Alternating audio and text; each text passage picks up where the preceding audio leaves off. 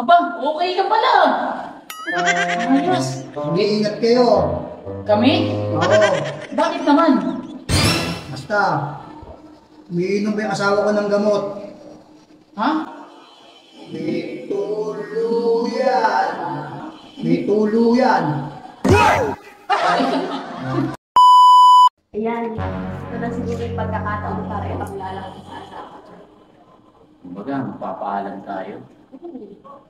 Kasi yung asawa ko niyan, bago siya mawala, sinabi niya sa akin na pakilala ko sa kanya yung magiging asawa ko. Okay lang kaya sa kanya. Okay lang po. Pausapin ko. Sige, paalam ka na. Han, dito ako ngayon. Papakilala ko nga pala sa iyo yung mapapangasawa ko. Okay lang ba sa'yo? Okay lang. Parang sumasagot. Siyempre, nagpapaalam tayo eh. Ganun ba yun? Eh, paano naman ako papayag kung hindi ko sa iyo? Pre, pasensya ka na ha. Kung napaibig ako sa mahal mo ha. Huwag ka mag-alala. Iingatan ko to. Siguraduhin mo lang, naaalagaan mo yung asawa ko. Diba, sabi ko, mabait na naman. Sumasagot? Mabait na naman yung Ibig sabihin, pre, naririnig mo kami?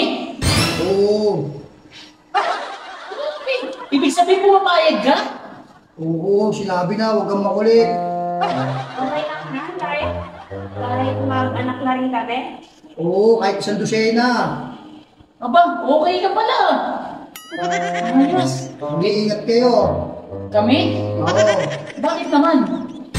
Basta, umiinom ba yung asawa ko ng gamot? Umiinom ba yung asawa ko ng gamot? Ha?